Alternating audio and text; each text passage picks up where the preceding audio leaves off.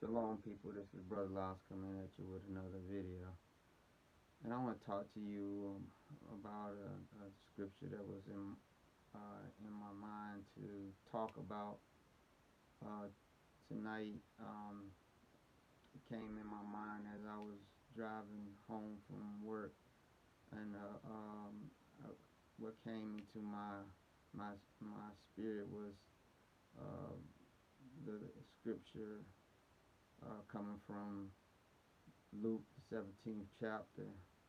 Uh, I'm gonna start reading here at verse 30. He said, "Even thus shall it be in the day when the Son of Man is revealed.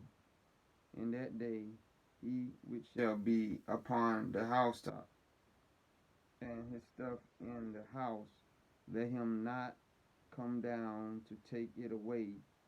And he that is in the field, let him likewise not return back. Remember Lot's wife.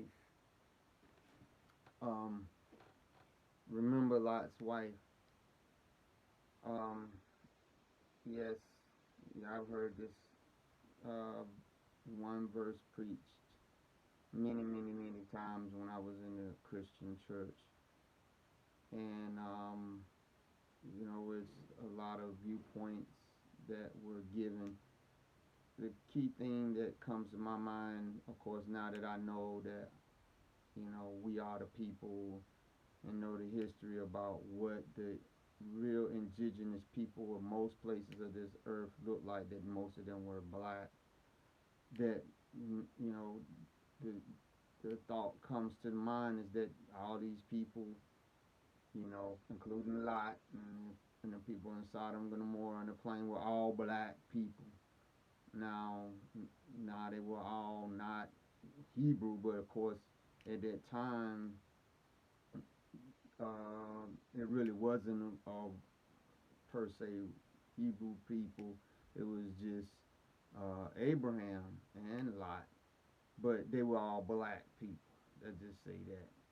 So all the corruptness, all the filthiness of the flesh, all that was going on in two major black cities, and basically most of the human race back at that time were black.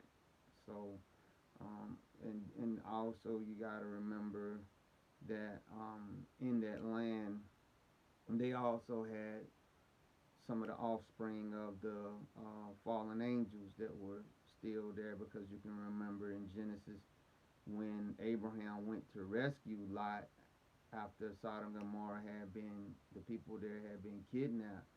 It talks about uh, some of that gives you the names of some of the tribes, the peoples that they were waging war against.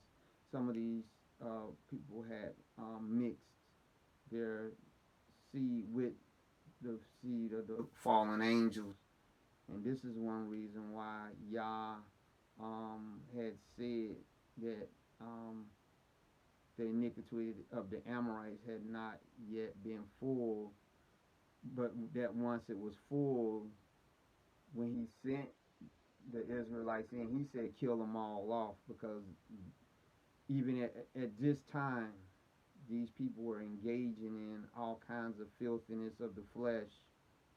And so he said, when the Son of Man is getting ready to reveal himself, um, it's the situation as it was in Sodom and Gomorrah would be similar to the times that we are living in now, and which led up to, at that time, Yah sending his angels into Sodom and Gomorrah to pull Lot and his family out, because he was going to have to utterly destroy those two wicked cities by fire.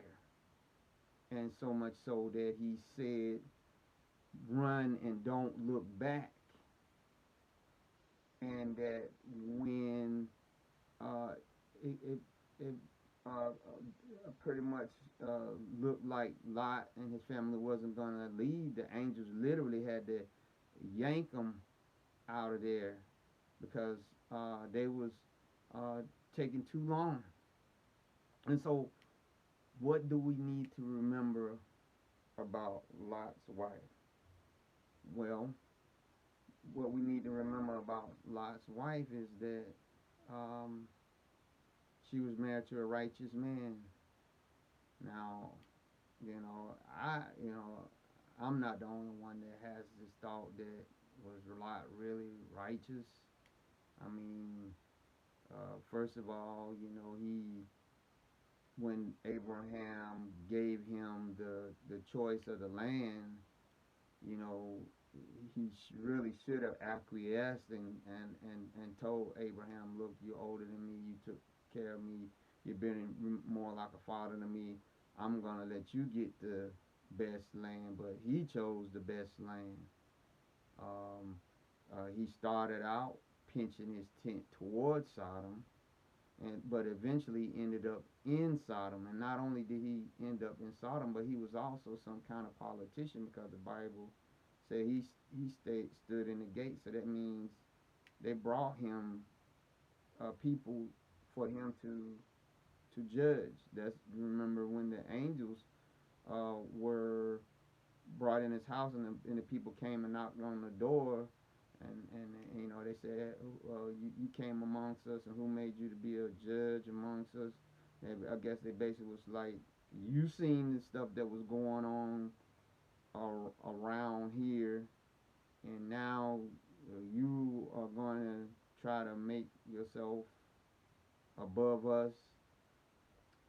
And another thing that you you think about Lot's wife.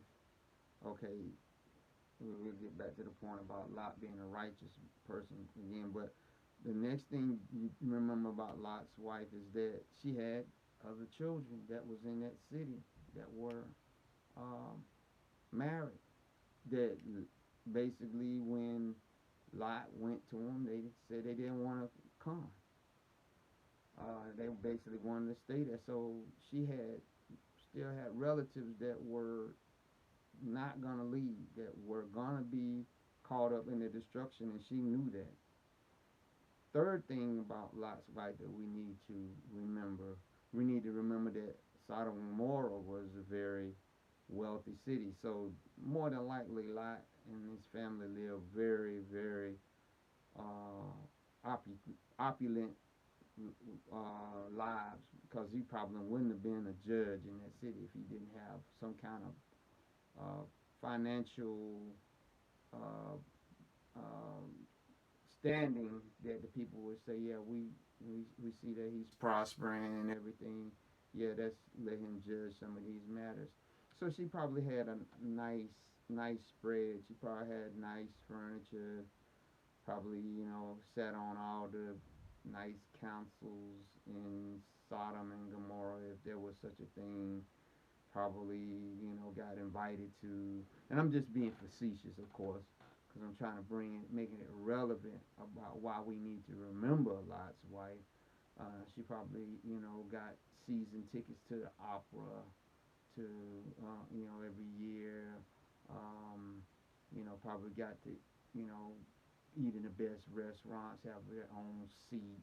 I'm being totally facetious now, but I'm trying to paint a picture for you in modern terms that Lot and his wife basically living in Sodom and Gomorrah, they were balling and they were living their best life, as Joel Osteen would say. They were living their best life. Um, uh, what's another thing that we need to remember about Lot's wife?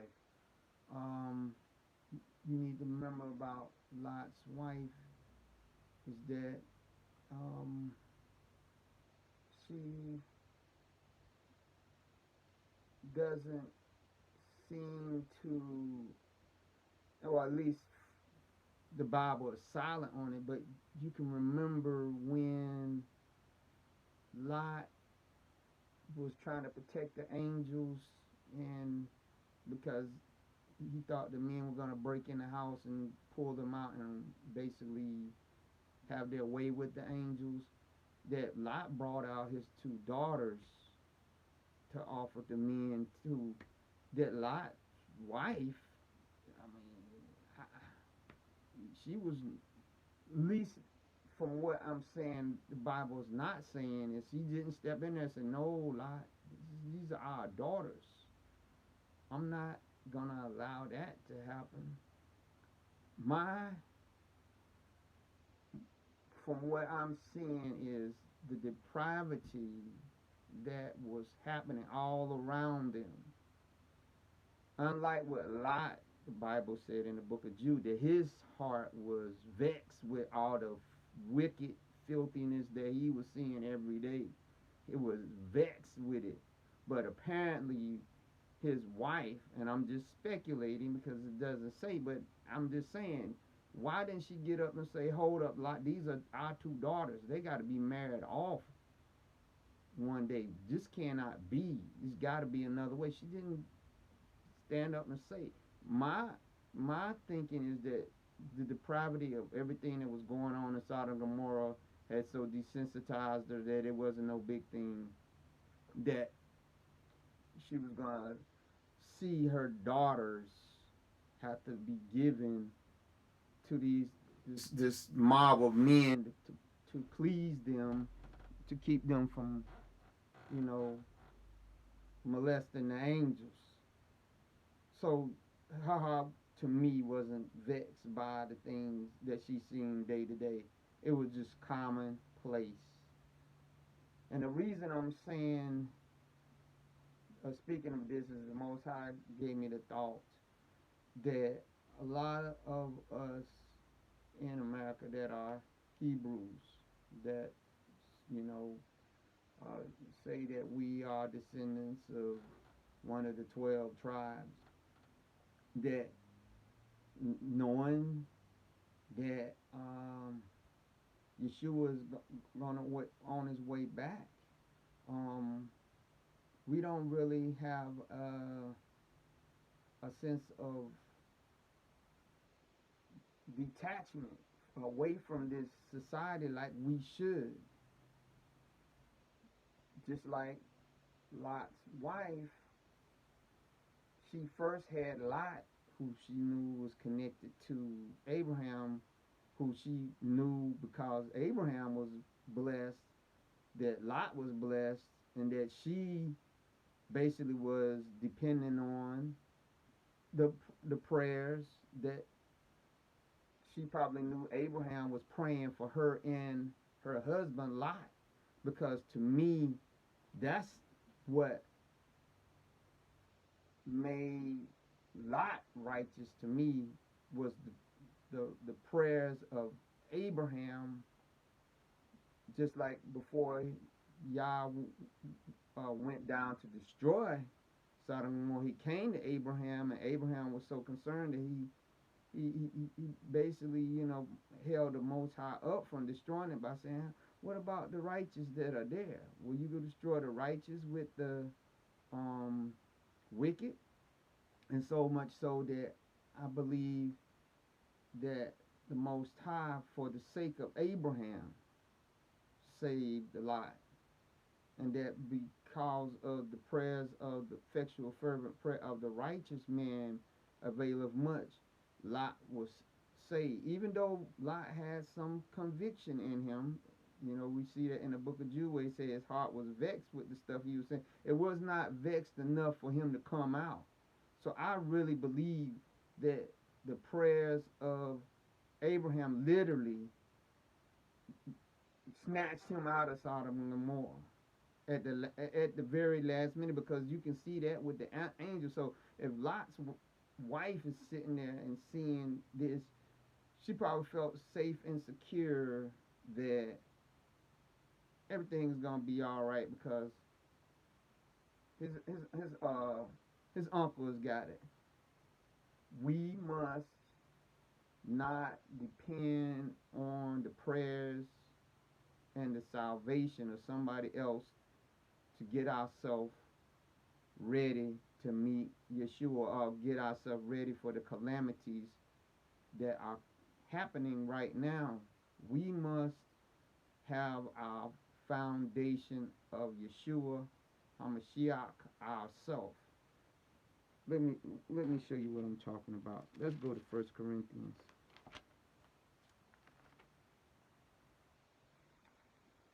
And this is a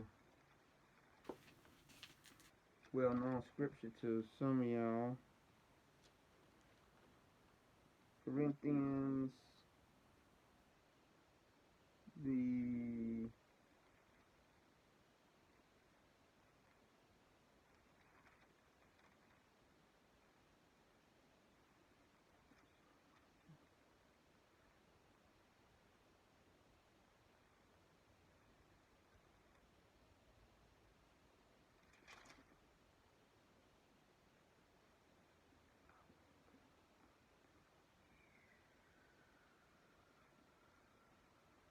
yeah, third chapter.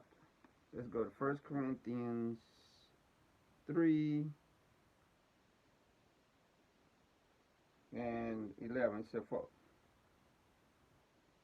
well, actually, I'm gonna go to verse 10. He said, according to the grace of Elohim, which is given unto me as a wise master builder, I have laid the foundation, and another buildeth thereon. But let every man take heed how he buildeth thereon. For other foundation can no man lay than that is laid, which is Yeshua HaMashiach. Now, if any man build upon this foundation, gold, silver, precious stones, wood, hay, stubble, every man's work shall be made manifest, for the day shall declare it, because it shall be revealed by what? Fire. And the fire shall try every man's work, or what sort it is. If any man's work abide, which he has built upon, he shall receive a reward. If any man's work shall be burnt, he shall suffer loss, but he himself shall be saved, yet so as by fire. So, she didn't have no foundation, and to me, in Yahuwah, she didn't have no foundation. Her foundation was the foundation of what she felt her husband had from being a nephew to Abraham, that she knew Abraham was interceding, probably observing Abraham in the time that Lot was, you know, sojourning with him. But she hadn't no foundation of Yah herself, and that's why it was so easy for her to do what she did, which we're going to discuss that. She depended on the righteous. She said every man must have that foundation of Yah, of Yah, or in now Yeshua, and everyone must build upon that foundation. And even those that have that foundation in Yeshua, he said you're going to be tried on what kind of work you built on there. But if you don't even have no foundation at all, you're in a no-win situation. At least if you have the foundation of your Yeshua and you build with shoddy material, he said, yo, all that you did is gonna be burned up, but you yourself shall be saved as by fire. That's what Lot was. Lot had the blessings of Abraham upon him. He took them, he wasted them in Sodom and Gomorrah, and then when Yah burned up Sodom and Gomorrah, everything that Lot had was burned, but he himself was saved as by fire. But everything he had, even his relationship with his wife was gone because she turned to a pillar of salt. His relationship with his daughters was gone because he impregnated both of them, but he himself was saved as by fire, because you read, clearly read Jude, it said righteous Lot. Yes, but he didn't build wisely. He built his uh, things on the material things, whereas the Bible in the book of Hebrews said that Abraham was looking for that city and foundation who could not be seen. He could see it in visions, that the Most High Yah was showing him what the New Jerusalem and all this stuff was going to be. Showed him all the suffering that we was going to go through, but said in the end you're going to be able to sit down in that city, Abraham, and be able to talk to not only other Hebrews, but you're going to be able to talk to people that's coming from the east and the west, and you're going to sup and all this stuff. So Abraham was more than happy to let Lot go off to Sodom and Gomorrah, and maybe in his mind he hoped that he would come back, but he didn't. He built his stuff on the he on the wicked materials that he was getting out of Sodom and Gomorrah, and because of that, that's the second thing we said we have to remember. So first thing is she depended on his righteousness.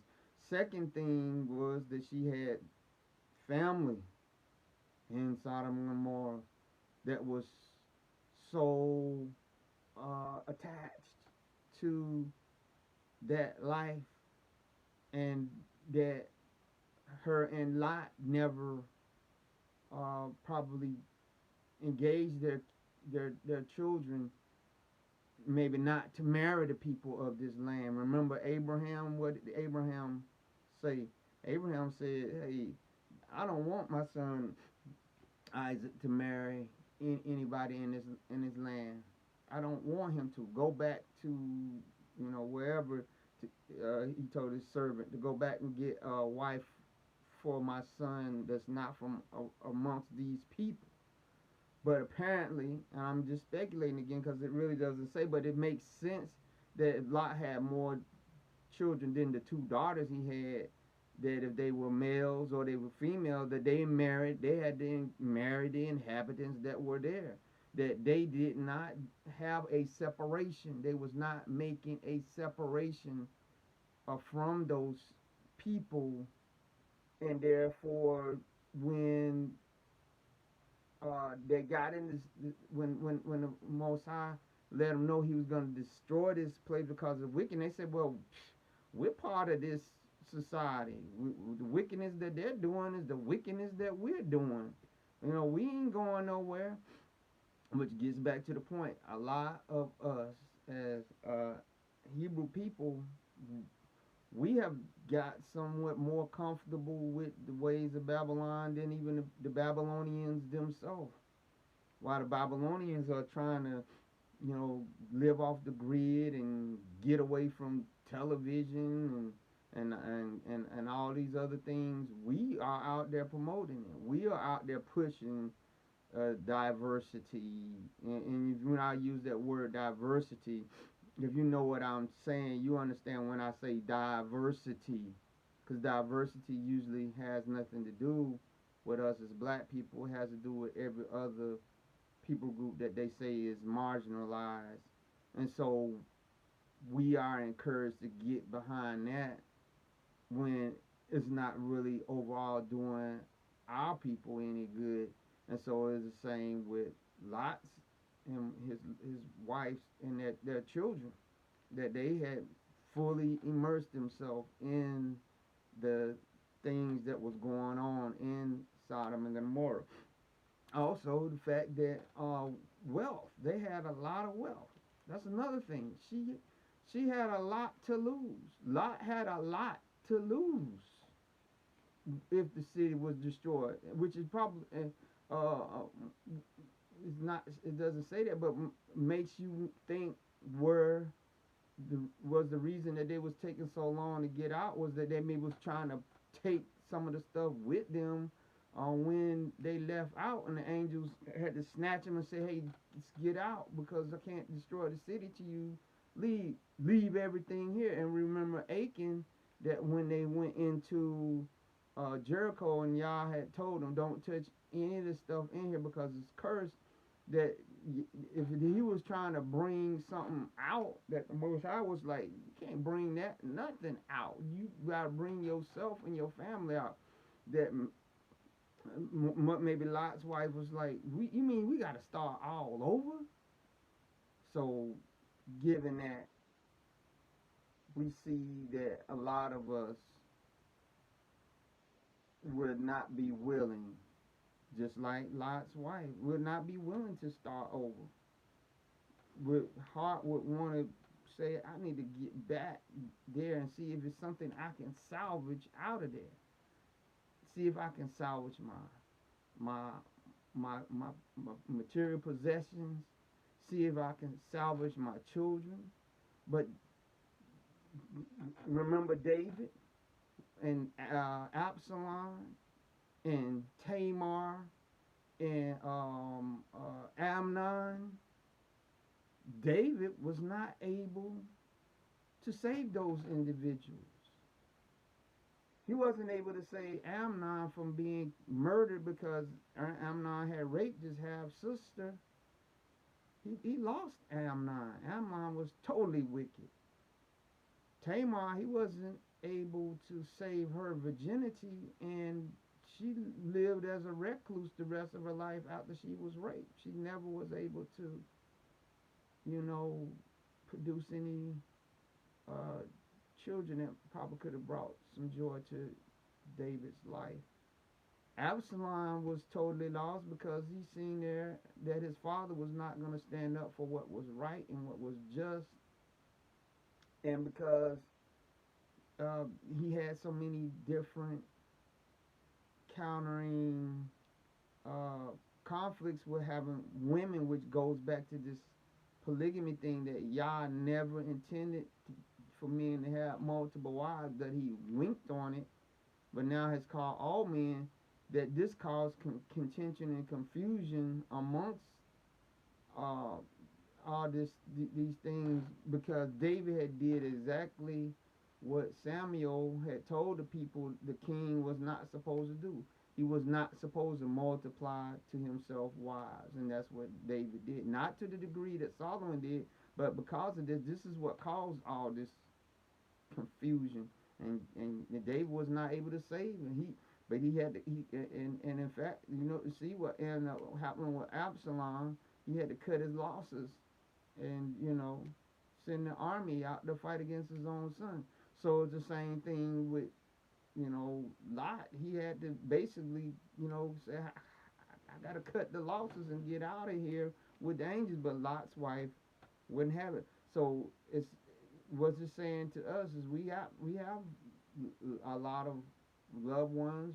We might have children that when the time comes that the Most High Yah, you know, is ready to reveal His Son, we we're gonna have to get out, or at least we're gonna become like Lot's wife and become a pillar of salt. We're gonna have to leave those riches behind. At least we become like Lot's wife. We might be, when the time comes for us to get out of this place, for Yeshua's Son to be revealed, you might say, you know what, but I only had one more year and I was going to retire.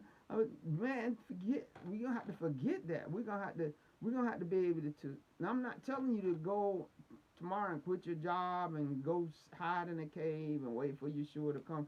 That is not the way that we think. But when the opportunity comes, we need to be able to cut and run like Lot was. We can't let nothing cause us to turn back and look and see how our money, what's happening with our money, what's happening with our children. Uh, we, we, we got to make sure that we are on a solid foundation, which is Yeshua HaMashiach. We got to make sure that we building on that foundation. If we are a believer, we can't depend on nobody else's salvation to get us in. We can't depend on that. You going to a church that has praying people, or you going to an assembly that has praying people, but you yourself, you just there. This is one of the this is one of the reasons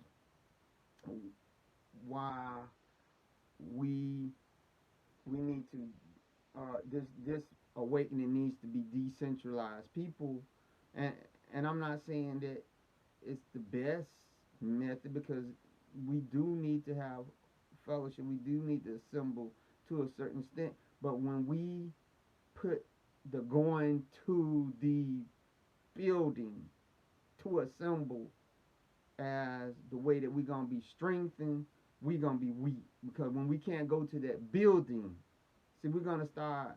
We'll end up doing exactly what the Christian church has done. People equate their strength to their building. They equate it to that. That's why Lot's wife turned back around to look at all that she was gonna lose. When Yah, you know, just like he blessed Abraham and Sarah, even though they were, Abraham was 100, to be the father and mother of many nations. He could have did the same thing for Lot and his wife when they got out. Because notice one thing he kept saying. He said, "Well, can I go to this little city that's near Sodom and Gomorrah, right on the outside of it?" He still was trying to stay close to it. Y'all could have just totally brought them to a whole new place and started them off afresh or whatever. But they heart was her heart was still back in Sodom, and Yeshua is trying to get us to remember that. He's trying to get us to remember we need to lead this place when it's time, when it's time for us to go. We gotta go. Cause look further. Let's go back to Luke 17th chapter, and let's keep reading past verse 32. He said, "Whosoever shall seek to save his life shall lose it. Whosoever shall lose his life shall preserve it. I'll tell you, in that night there shall be two in bed, one shall be taken, and the other shall be left. Two women shall be grinding together, the one shall be taken, and the other left. Two men shall be in the field, one shall be taken, and the other left. And they answered and said unto him, Where, master? And he said unto them, Whether wheresoever the body is, thither shall will the eagles be gathered together. Now, when I was in the Christian church, they tried to use some of these scriptures to talk about a rapture, but it was not talking about the rapture. He was talking about what was going to happen in 70 A.D. All this stuff was talking about stuff that was going to happen in the future. And when he was talking about one's going to be taken, he didn't mean that one was going to be raptured out. He meant that in a comparison, like they'll say 5 out of 10 people. So he's saying, okay, of the two people that's gonna be in the field, one is gonna be killed, because the one that's gonna be taken is talking about what they was gonna be taken or into slavery by the Romans, or killed, because that was what was gonna happen. So he's saying, so he wasn't saying something about those that were gonna be raptured. He's talking about some the ones that are going about their daily work that you see every day.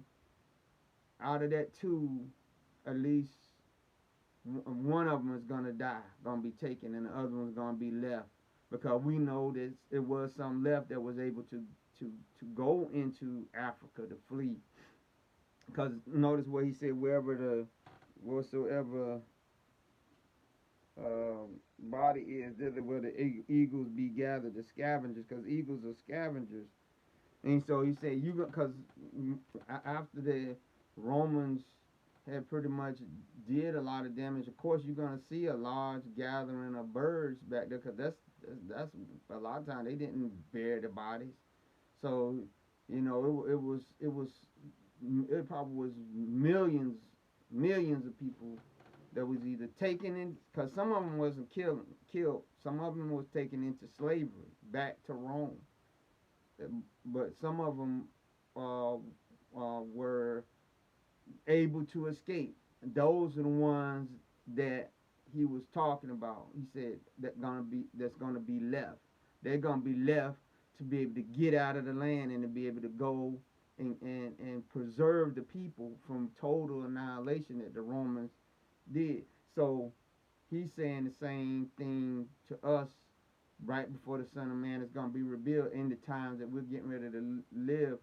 Some people that are Hebrews are going to be taken, they're going to be killed in this, are going to be taken into some kind of bondage or whatever, because, either because of wickedness, or because, Most High might need them to take testimony. That's why the Bible says, pray that you are counted worthy to what? Escape the things that's gonna come upon the earth, because it's gonna be so much death that bodies are gonna be laying, and you're gonna probably see a lot of those birds, those eagles, those crows, those whatever that's gonna be where those dead bodies are gonna be at.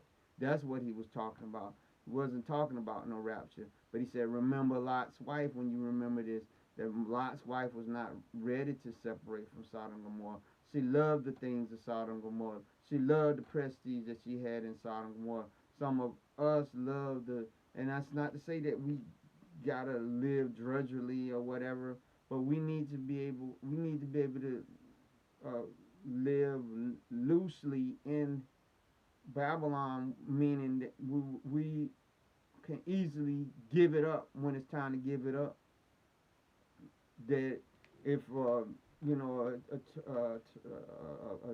torrential rain came and just swept it away, and the government say, you know what, we can't, we're not gonna fix this house again. We fixed houses in this state too many times. We're not gonna rebuild, and your job don't can't start back up or whatever. That you be willing to get out of there if you can, and start all over. Or that if the Most High show us the escape plan is for us to get out of here while it's still intact, but we might lose out on maybe a good job that we got, but he's sure enough warning us that it's time for us to leave, and we don't leave, and we say, oh, it's gonna be all right, and be like, Lot was, just mingling around or whatever, and to the point where the angel's gonna literally. I say this, I believe that y'all, when all this stuff coming, we're gonna start seeing more angelic visitation. I really believe that. But it ain't gonna be a casual thing. It's gonna be in when these incredible things come upon earth, that we're gonna have to have people that, we're gonna have to have beings that we should, because the Bible says it's gonna be many false prophets. It's gonna be telling people go here and go there, but the angelic. And this is why it's good. This is why you need to be born again. That's where you need to be on the solid foundation. Is Yeshua HaMashiach. This is why you need to be filled with the Spirit, so that when these messengers come, and even if they're not angelic, they could be human messengers, but they might be filled with the Spirit, so that when they come and give you the message, say it's time to get out of here, you won't be like Lot's wife, say, yeah, but I was that Ralph IRA was gonna be mature this year, and no, let's go. A big megaton bomb is getting ready to drop on this bad boy and gonna wax everything. Everything is gonna be wiped out. Do you not understand how close we are to retaliation of the United States against Iran for what they did to the Saudi oil field? Do you not understand that if they do that, that Iran is already, they already talked about, they got Hezbollah sleeper cells I think I seen something on the news today that they they must have agents here in this country already, and apparently the U.S. knows it. That's ready if something happened that they can start doing terrorist attacks. Yes, they do. But even if it gets to that, you still got the Russians and you got the Chinese, you got the North Koreans. They still firing rockets. They probably firing rockets so much now they probably don't even put it on the news anymore. But all of this stuff, if we not ready when he says it's time to get out, we gonna be like, well, we might get to a certain point and we be like, you know what, that's as far as I'm going. It'll be like Harriet Tubman. They said that Harriet Tubman, when she was leading the slaves out of the South, those pistols she had wasn't just for the slave catchers. They were for the people she had with them. That if they didn't continue on, she would have to kill them because she said, if I let you go back, you give us away. And so, that's what basically was it's gonna have to be when it's time to get out of here. I don't know, he's gonna do it by boat. I don't know if he's gonna have a angel grab us and whisk us into some spaceship or by their hands or whatever. But when it's time, we can't be messing around like Lot, and we can't be like Lot's wife and turn back around. Well, our heart, we can't do it, and that's why we got to take the time on the foundation and start building on that foundation. Don't build on the foundation of things of Babylon. I'm not telling you, because obviously impatience possess ye your soul. I'm not telling you not to have a 401k. I'm not telling you not to have a Roth IRA. I'm not telling you to, engage in the stock market and all this, because the Bible does say occupy till I come. But know the warning signs that when it's time to go, there won't be no hesitation to let it go. Paul said, I learned how to abound and to abase. Uh, Knowing that, we are past the 400 years and that the blessings of Yah should be coming upon us. But that could be a snare by the enemy to snare you and make and say, yeah, now y'all getting ready to come in and take over this nation. Y'all finna come into y'all full potential. So now y'all can be the ones that preside over this.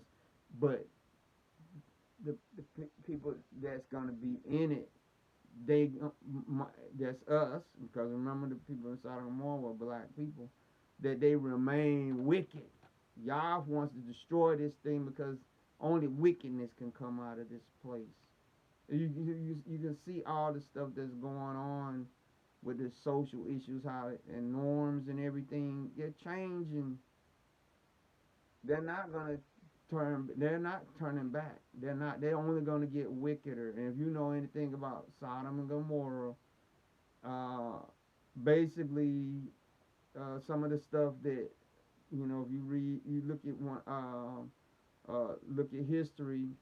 Uh, it was some very filthy things that was going on at that place, to say the least, that are being done now in as art and in parades and all this kind of stuff all across this country. Pretty much every even mid-sized city, even here in this state where I live at, have these parties going on, these pride parades going on. It's everywhere now. It's not just in the big cities. It's everywhere. Listen to me. We got to be able to get up out of here. We can't get comfortable with this stuff like Lot's wife or Lot himself. We can't get, even though Lot, they said it was vexed, he was vexed with it, but he was not vexed enough to get his family out there. We can't let ourselves get comfortable with the stuff that we're seeing, because then we'll be like Lot's wife, as you see your children degrading into this, they'll get to the point where they won't want to come out of it, even when you say son, daughter, hey, it's time to go. Ultimately, everyone must stand for their own self, but let's put up some resistance. while we here. We remember we were forced into Babylon. Lot wasn't forced into Sodom and Gomorrah. He chose to go there. So the circumstances are different. But since we still here in the land of our captivity, and really so many other places that we're captive, there's really no place we can flee to. The best we can do is the Bible said, "Come out from among her and be ye separate." Separate yourself. All right. So that's our lesson tonight. Remember Lot's wife. Remember all the things that caused her to turn back around and look at the cities as they was being destroyed and turned into a pillar of salt. Don't you get caught up in those things. Don't get caught up because all kinds of incredible things are happening every day that should let us know we need to be ready to go when the Most High Yah says it. Stuff. So I want you to leave a comment. I want you to subscribe, and if you like this video, hit the thumbs up, and if you dislike it, hit the thumbs down, whichever one. I want you to know that you are getting something, even if you're getting, some disagreements on what I'm saying. Just leave a comment, let me know. Be blessed.